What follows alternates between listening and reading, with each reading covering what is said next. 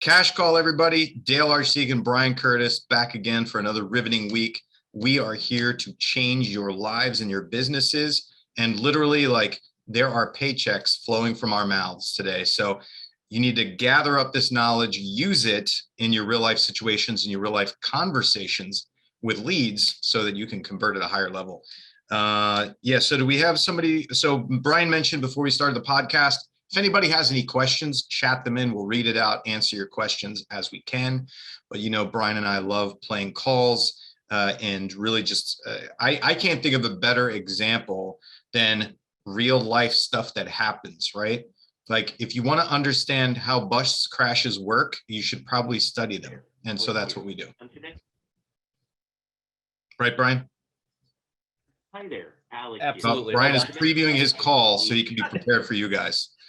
What a master of his craft he is. He's doing it mid-podcast, like, you know, reviewing his call. Well, I'm just trying to get it to start. Didn't mean to do that. So anyway, ignore the fact that I'm apparently computer illiterate today, and we will get this thing going here just in a second. Hopefully it'll please stop. I can't find it. Okay, well, I'll just make it stop. Anyway, that's what happens. There we go. You know what? Ooh, oh my gosh. Now, cue the kid in a diaper from the back room walking in the door, which would that would be weird on many levels, Brian, since you don't have kids in diapers. No, and I don't want any. So anyway, listen, let's get started. Dale, what you got for us today? Should we be serious? Yes. So I have a quick call here, and you know, I want to play this. I'm going to jump into a section in the call that can really go potentially sideways. And I want to play this for you guys because I want you to pay attention to certain things. You might not get caught, right? You might not get in trouble when you do certain things. However, you just might. And it can either go sideways for you in the conversation with the lead that you're talking to, or God forbid, there's some kind of like, you know, fair housing tester or something that's listening to you. So we'll play this over here. Sounds great. Let me share sound and click the proper buttons. Okay, so we're jumping into the call. The agent or ISA is already talking to the lead and doing discovery. Listen to this. 4-bedroom, 2-bath. Is that primarily what you're wanting as well? I don't hear it. Yeah, something like that. Or either if it doesn't have the 4th bedroom, a loft or a small basement or something, just somewhere for the kids to go. Okay, so basically 3 to 4 bedrooms, but some additional space. How old are your kids? 10 and 12. 10 and 12. Okay. That's pretty good. We're doing good so far, right? He gave up the kids. She asked about the kids. We're doing good. Keep listening. And how soon are you wanting to move? Probably 1 to 3 months. 1 to 3. Oh, okay. So pretty quickly. So is it just you and the kids, or do you have a wife as well? Okay, so yeah, here's the problem. For, you know, usually that's going to fit people, but there are lots of instances where that may not fit people. Okay. And so I don't want this to sound nitpicky. However, if this person is not heterosexual, if this person does not have a wife, does not have a significant other, that question can be off-putting and can immediately cause the salesperson to be very much out of rapport with the person that they're talking to.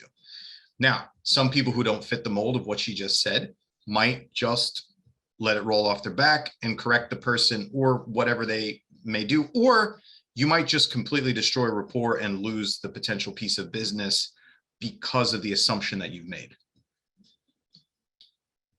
Oh, you're muted, Brian. You're muted. Never make an assumption is one of my favorite rules in sales. And it's funny, I'll tell just a crazy story. My friend Billy, I won't say his last name, and I don't think he's not in the business anymore. But once upon a time, Billy and I sold timeshare together, and he got a client who was a rather large woman. And he literally asked her when the baby was due. This woman wasn't pregnant. Oh my gosh. Wow. And, you know, that's an extreme example. But here's the thing, you know. That's what my 9-year-old would ask somebody. Right. Yeah.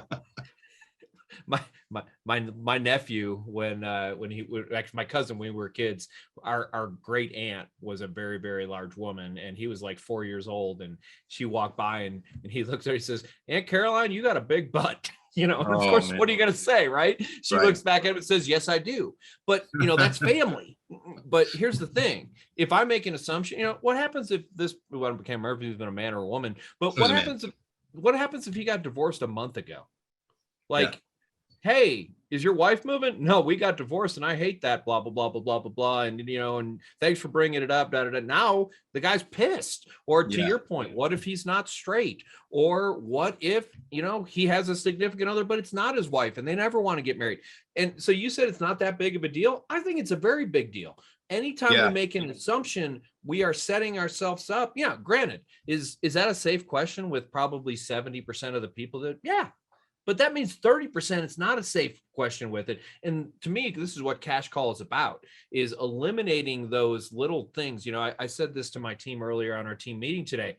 There's 2 reasons to show up for role play, which is kind of what we do here in essence. And those 2 reasons are to close more transactions or close the same number of transactions, just work less, just don't Right. work as hard. So, because not everybody wants to close more transactions. In but fewer conversations, as I think what you were looking for.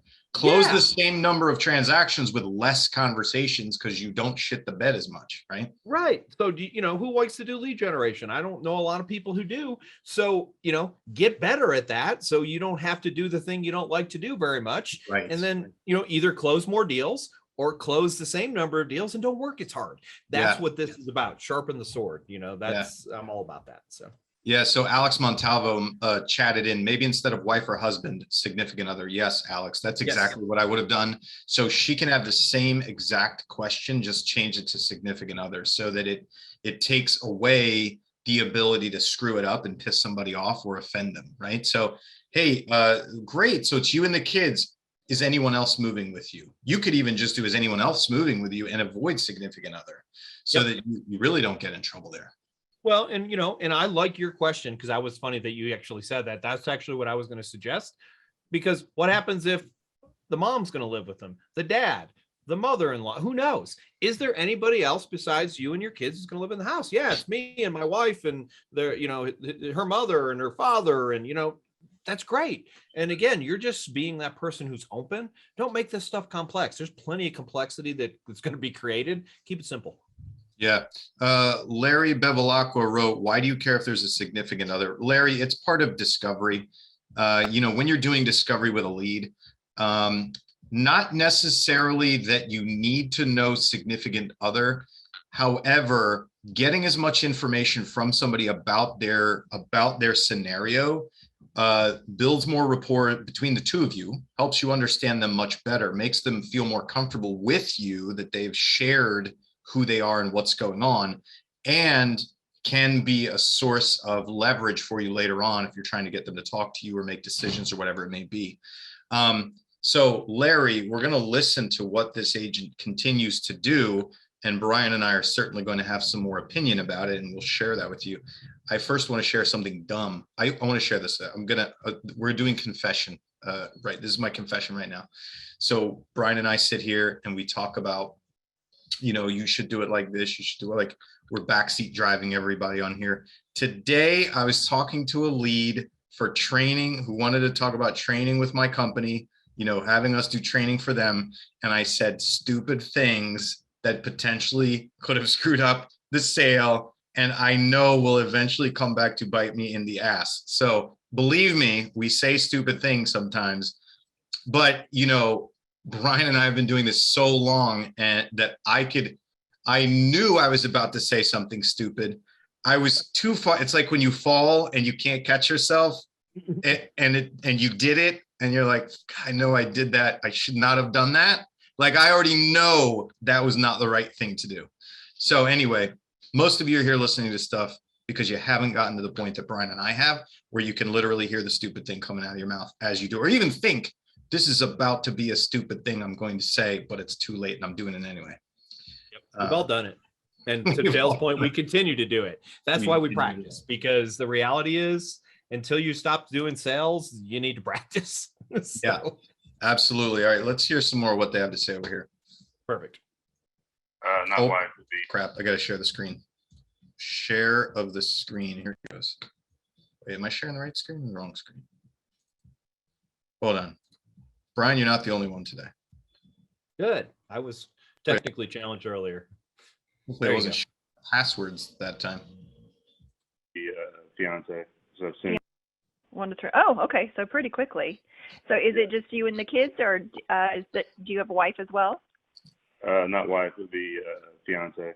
So soon to be wife. Fiance. Nice. Well, congratulations. When are you guys getting married? Not for sure yet, but probably within the year. Got it. Okay. Well, very cool. Is she around by chance? And honestly, now, so we'll talk about that question. Is she around by chance? I think she can celebrate this stuff a little bit more. Oh, that's fantastic. Good for you guys. Have you already planned the way? Like, I think you can do a little more like, rapport building friendly stuff around this information that you just got and be a little happier around it too. And then get back into the discovery stuff. And she didn't, she asked the question, but she's not really doing much with that personal information. And I want to say, I agree with you. And I want to say, at least she's asking the question. A lot of calls that we listen to, oh, I just got engaged. Congratulations. Like, Right. or awesome. Okay. Like, she is at least following and asking the next logical question. And, take that away. Those of you who are doing calls and you haven't been maybe doing it for a long time, ask that next question. Somebody says, I'm engaged. Well, ask a question about that. Dig deeper into it. People's favorite subject is themselves. And I know that we're focused on how do I get the appointment? How do I get this? And that's good. But, step one of every phone call is rapport. So, it's funny, Brian. Yeah, absolutely. I want to point out again, personal experience just recently talking to a lead, and they asked me how many kids I had and what their ages were. And so, of course, I want to tell you something. I don't give a shit how many kids this lead has or whether they have them or how old they are, frankly. But I asked anyway, because they asked me. I asked them, right, to mirror who they are and how they think about things and how they relate to other people. Now, does it make me a horrible human being that I don't care whether they had kids or how old they are? I don't know, but it's just my personality. I don't really care. But point being, I'm going to emulate them and do that anyway, because to them, that's the way to carry on a conversation and get to know somebody. Yeah, you're talking in their language, for the lack of a better way to say it. Kids are important to this person. How do I know? They asked. Yes. It's that simple. Sometimes we try and make a puzzle out of something that ain't a puzzle. They asked about kids, probably because they have kids and they have some interesting kids. So talk about kids. Maybe I should talk about that. Yeah. Okay, great. So let's jump back over here. Oh, so the weird question that she just asked is she available? Right? Right. I think what she was trying to do is like get the wife in on the conversation. So I think that I'm going to give people scripting on what I would do. And I'm sure they'd love to hear what you would do. I'm just going to rewind it a little bit so we can hear that again. She is not sure yet, but probably within the year. Got it. Okay. Well, very cool. Is she around by chance? Weird pause, right? Okay. So if I were to redo that, now let's assume that she's trying to get the wife involved, or sorry, the fiance involved. So I'll talk to you in that way, Brian. Oh, hey, that's fantastic. So is your fiance around? I'd love to, have her jump in on the conversation too, just to get what's important to her about this move in the house that you guys move into. So just take a little bit of the weirdness out. Like, why do you want to know if my person is available to talk to you? Just tell me why and make it, hopefully you're going to also give me the why and the what's in it for me or for them to alleviate the weirdness.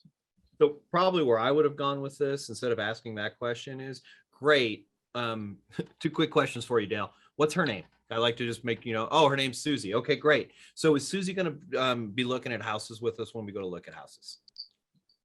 That's all you got to do. Because ultimately, you just want to know if she's part of the decision-making process. Well, if she's not even going to show up to look at the house, I got a pretty good feel for her decision. She ain't part of the decision-making process. But a fiance probably is. I mean, not guaranteed. I could see, me getting engaged to somebody. I'm not remotely in that world right now, but if I was single and got engaged, and my wife to be wanted to go buy a house, great, pick it. Let me know but not most people aren't like that. So you're just trying to figure out what's going on. What's her oh yeah, no, she's definitely gonna be there. She's got a big say in what goes on. Well, perfect. So let's make sure that we include her, because the last thing you want to do is have somebody show up. I'm sure Susie will be part of the decision making. Exactly, Alex. So, we don't want that person to show up and we have no idea who they are. Or we don't, even worse, we don't want them to not show up. And then they goes, well, we got to show the house to Susie because she ain't here today. So you want to engage in that, will she be coming with us? I would probably say this, and I don't like assumptions, but I would probably say, I'm going to guess, and you correct me if I'm wrong, that, she's probably going to have some input since you guys are getting married. Oh yeah, absolutely. What man's going to buy a house without his significant other having an opinion on it? Yeah. Let's going to stay married long.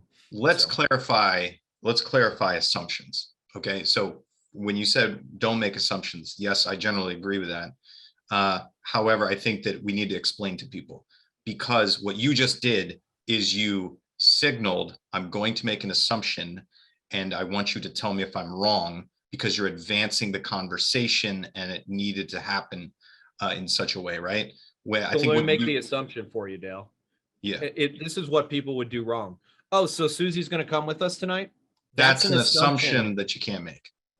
Right, because it's too far. I'm putting the words in that person's mouth and not giving them an opportunity without objecting to say. So I can say, so I'm going to guess that Susie's probably going to be with us to look at houses. Is that right? Yeah. That's a whole different way to say the same thing. And we're doing a presumption is what I want to say versus an assumption. Yeah, definitely.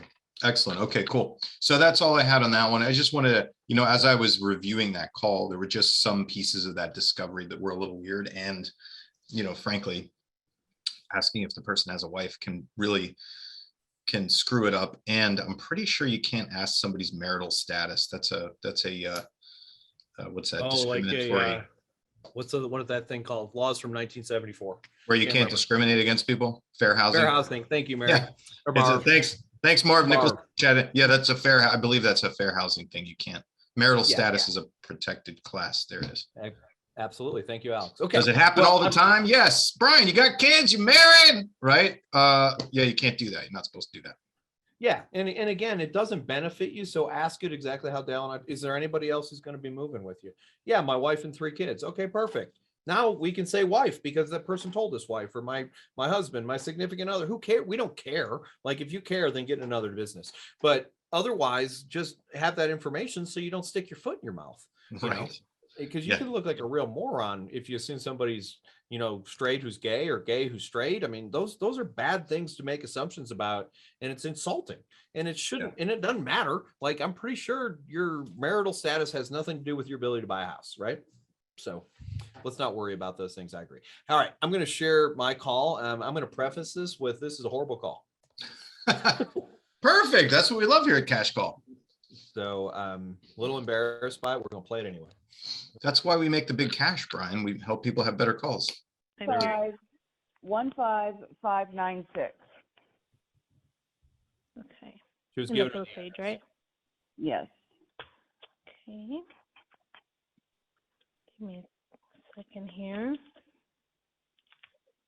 How's your day going so far? It was good until about 3 minutes ago. So maybe that's not the best question to ask. How's your day going so far? I've asked it. I don't know if you ever have, Dale, but I've asked it. I don't think it's a very good question. I don't. Mostly because I don't care, but that's because I'm dead on the inside. We'll go through that therapy session later. But but ultimately, there's a 50% chance that you're going to get somebody, well, my day sucks. This woman goes into why her day sucks. Well, that's not where we want to have a conversation. No. So I'm going to keep playing. You talking about negative stuff before I get an appointment. A file is corrupt, the file that I need. So, Oh, no. yeah, we'll see what happens. Well, hopefully you can get that fixed. Yeah. I'm not talking about real estate. System is running a little slow. I apologize. Okay, so can you pause this? Is she doing this because what's the woman calling for? To set an appointment or to ask a question? Or we don't even know yet. So it's a FSBO house, and she's trying to get information about it. She basically said, I didn't play the front end of it. It's just but it's basically there's a Zillow call, and they got connected to Zillow, and it's a for sale by owner, and the person didn't want to talk to an agent. And so we're not doing anything to overcome that. We're just kind of fiddling around and looking it up on the internet. Okay. And we knew that. Right now we know it's a FSBO and the person doesn't want to talk to us, or we find that out later. I can't remember. So, Okay. So you're looking to purchase a home in Silent Springs? Or are you looking No, just I- in the I'm area? I'm looking for a specific kind of property, and that house might be it. so we talked about assumptions earlier. This is what actually kind of cued it to me as I was playing this call, prepping for this. That's a horrible assumption. So they made an inquiry about one city, and if you know my market, which I understand you probably don't, our market is a bunch of tiny little towns. So living in, you could live in 10 different towns and still basically live in my market. So to make the assumption that this person only wants to live in that one town is a really bad assumption. And you guys, well, why does that matter? Who cares if they made an assumption and then the person corrected them? That's not how you build rapport. People like people who get them. This person doesn't get her. Why? Because she asked a question that she made an assumption about. Oh, this person doesn't. What I heard was, oh, this person doesn't get me at all. Now, granted, we're only a minute and 52 seconds into this phone call, but let's do things to build rapport, not break it. So when you make assumptions about the other person, if you happen to get it right, that might help you. But we don't have enough information to be making those guesses yet in my world. And I see agents all the time make assumptions. Oh, you want this? No, I just happen to like this one particular house. Right. It's not really what I'm looking for. So anyway, please stop making assumptions, I guess is my point. Okay. Yeah. Eventually we get through this part. I thought this was a for sale by owner. Is it a for sale by owner? I thought Hold it on. was. That can be the reason why it's not pulling up for me here. Hold on. Oh my gosh. Try one other way. And you're through the rewards program to Zillow? Or No, did you call? There's another assumption. Oh, so you're calling about the rewards program from Zillow. Nope. So listen to how much we're just constantly pushing this person away, getting further and further away from any kind of rapport. Call I Zillow didn't or a call. number? No, I didn't call. I just filled out a form online because I wanted to talk to the owner. I don't know how any of this works. I thought it was going to be shot to the owner since it's listed for sale by owner. But Yeah. you called me, so Yeah. So yeah, when you fill out some stuff online, sometimes I'm probably not gonna be the only agent calling you. You'll probably have a few more calling afterwards, unfortunately. But okay. it looks like I got the home here. It's a brick home, right? A little bit of bluish gray on it. Yeah. Okay, so this one, I showed that it actually, it's weird because it shows that they purchased it in December 31st of 2021.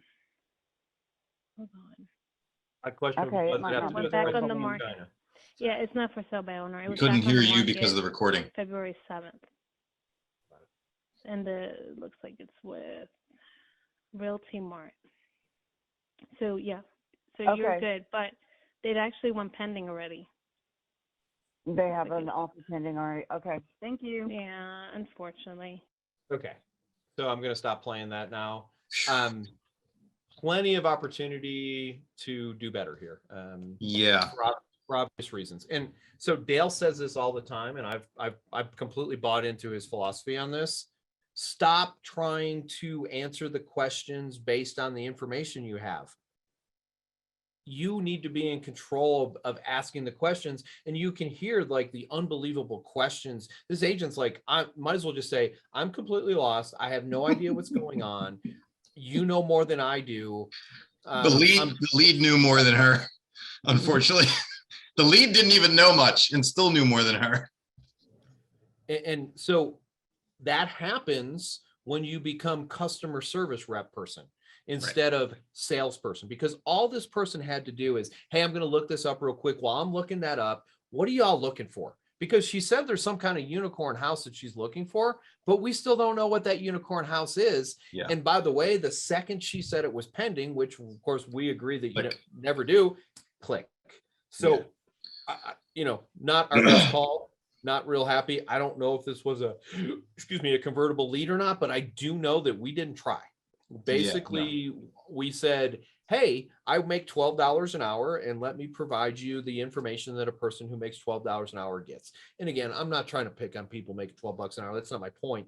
My point is, if you're going to be a customer service rep, then you're not going to do very well in this business, because you're not going to be able to flex. You're not going to be able to think on your toes. In my opinion, I'll come back to that. In my opinion, our job is to meet people, convince them we provide them value, and work with them. That's basically what I'm trying to do.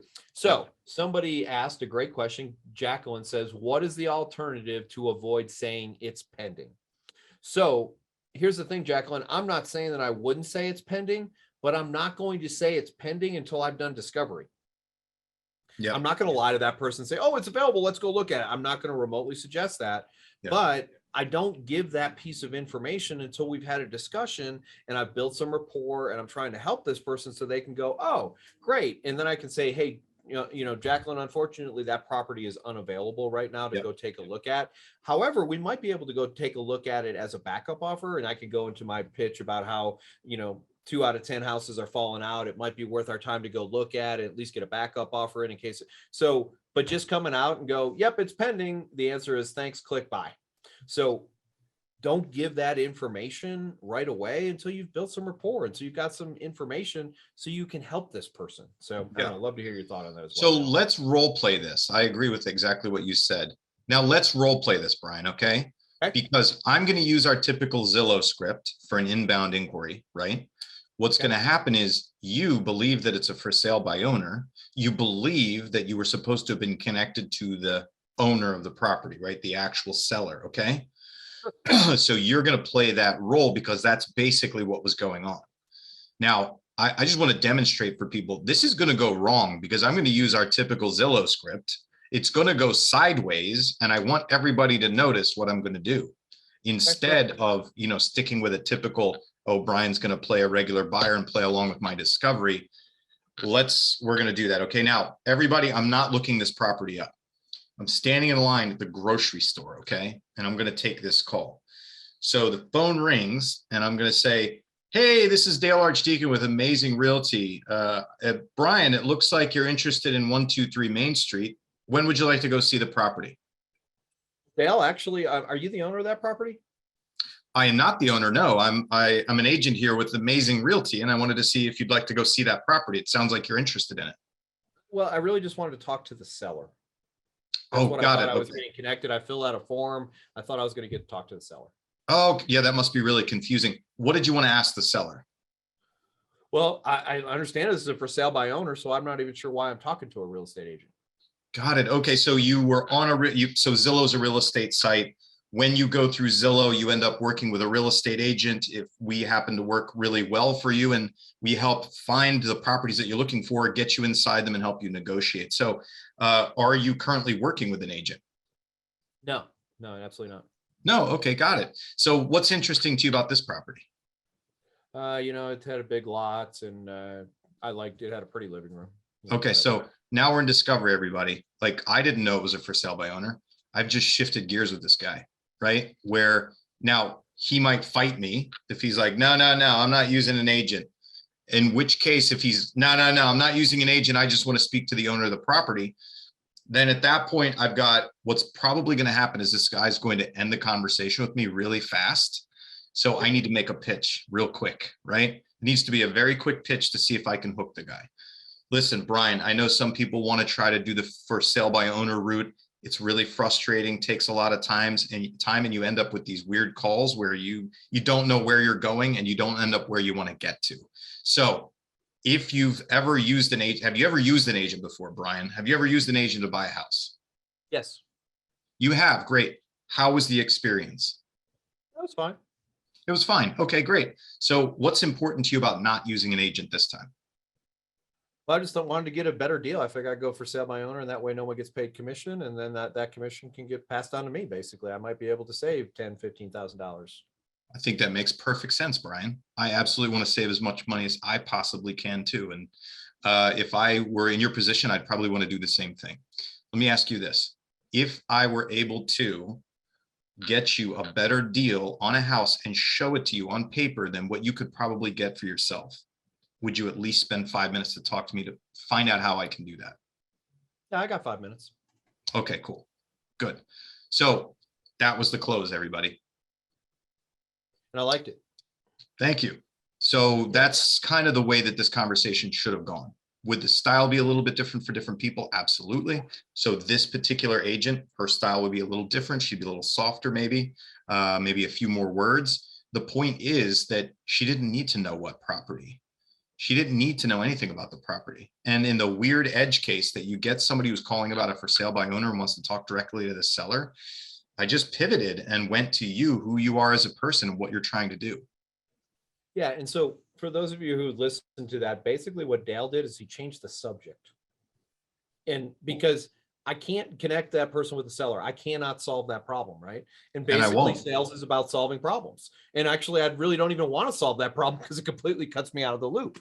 So if I solve that problem, I'm even worse off than I was before. So what Dale did is he shifted to a problem he could solve, which was, oh, so why do you want to talk to a seller? Well, I just want to save money because the market's horrible and I'm trying to save money. Oh, great. So if I could save you money, that's basically what, now we're talking about saving money. I can do that. I can have that conversation. I can show my value. But if we get, and that's why I see people get stuck in objection handling, is they go, well, you don't want to talk to the seller because the seller's not going to give you a better deal, blah, blah, blah, blah, blah, blah, blah. Okay, what I just said was true. It's no, I don't. True. Yeah, But, yeah, exactly. but we know. So we teach people not to do that like negative takeaway thing because nobody wants to believe you anyway. Who are we, salespeople? Nobody wants to believe a salesperson. yeah. So I like to refer what Dale did as a level shift. We're going to shift and talk about something that we can actually do something about versus getting stuck in this box that, we didn't even, in this scenario, we didn't create this box. It's not our fault that the person thought they were going to talk to him, but we're in a little bit of a box, right? We're not the seller. We can't let you talk to the seller. And therefore, if we're going to have any success, we're going to have to talk about something else. So, unfortunately, and this is a great opportunity with this property being pending. Dale, unfortunately, this property is pending. If we had done some discovery, I've got 2 or 3 other properties in mind that, might fit your criteria. And, why don't we just go meet and then we can see if it's something that we might want to work together. I've got time available on Tuesday or Thursday, which day works better for you. So we've got to get away from those objections that you can't close. They're conditions, actually. The condition is, I don't know the seller. I can't let you do that. So I got to talk about something else over here. So there's a couple of questions, and I know we're kind of running over, but I want to make sure we cover those. What are the main elements of discovery? Alex Montalvo says, who, what, why, where, when. Who, what, why, where, when. Yeah. So I say it, who, where, when, why, what, and how much. Oh, yeah. Yeah. Who, what, why, where, when, and how is what I say. I call it 6 W's. I know that how starts with an H, but it has a W at the end. So I call it 6 W's. And ultimately, those are the things we're trying to figure out. Someone says, why is the most important part of discovery? I agree. Why is a very, very important part of discovery. But if you miss some of the other parts, you can screw yourself in a different way. For example, who, what, do you currently own a home? If you don't ask that question, you can go out and show property to people. And then they find out that Dale listed their house and Dale convinced them you should only work with one agent at a time. And now you got fired. So there's every part of discovery in my mind is important. I love why, because I'm going to come back to it. I would say why is your biggest lever, but I would say all the parts of discovery are very, very important. Yeah. Absolutely. Alan Ruiz asked, how would you handle it if you set up the appointment to your sales agent? So meaning, I don't know if I'm a team leader and I'm going to give it to my agent, or if I'm an ISA and I'm setting it for an agent on my team. So Alan, anytime that we're setting an appointment for somebody else, yes, Alan is an ISA. Alan, everybody's your partner. Okay. Alan, great. I'd love to meet you, show you that property. My partner, Brian, will actually be opening the door for you on Wednesday when you guys see each other. That easy, right? You talk about it like it's you, or you could even mention we. So you go from I to we to they, if that makes sense. Yeah, Brian, listen, we would love to, or I would love to work with you to help you find a home, get you and your wife into a new place. Oh, you want to go see that property? Great. We'd love to show it to you. What day works for you? Wednesday. Fantastic. Listen, my partner, Brian, will be there on Wednesday at whatever time to show you the property. Just like that. And you could say too, you know, if you want to do, you can transition. Hey, so we work as a team, and you know, my job on the team is to, you know, have discussions with people, get them set up, working forward. And Brian, one of our partners, will be there to show you the house this afternoon at 3 o'clock. You know, and you know, to do that. By the way, when I hang up, I'm going to do a 3-way text between me, you, and Brian, and do that introduction. And that way, you guys will have each other's contact information. And if for you know, for some reason you need to talk to them before then, great, you got that. So you know, it's okay to say that you're inside sales, or you're, yeah, I wouldn't say that verbiage because that's you know, industry language, but it's okay to say, look, each of our agents have a role, or each of our people on our team have a role. I think that's great. When I used to go to listing appointments, I would talk about that all the time, because there's a perception, and I don't know why in real estate this perception exists, but it does, that I should work with one person and only one person. I don't want to talk to anybody else on your team. I've gotten that objection. I know Dale's gotten that objection. And, you know, so be prepared how to handle that objection. And that's basically like, look, you're going to get to hire me. When you hire me, you're going to get 30 other people for the same exact price. And we're going to make sure that we are available. That's why we have a team, because we know that this market is super hot. And if you want to go see a property, unfortunately, one of our agents might not be available, but one of them will be. So we promise you that that's our commitment to you, that we're going to get you into that house in a very reasonable period of time, and somebody on our team will be there. Does that feel like something that could benefit you in this market? So don't make your team, or the fact that you're an ISA, or that you have a showing partner, don't make that be a negative thing. Make sure you spin it and make it a positive. And by the way, I'm not just saying that, I believe it is. Yeah. In fact, we played a call by an ISA in one of a previous sessions of Cash Call. Brian and I told her not to make it weird, make it easier. She then, on the next time she set an appointment, made a recording. It wasn't weird, no problem, and smooth sailing. So don't make it weird, Alan. Okay. All right. Great seeing everybody. Thanks for joining us for Cash Call.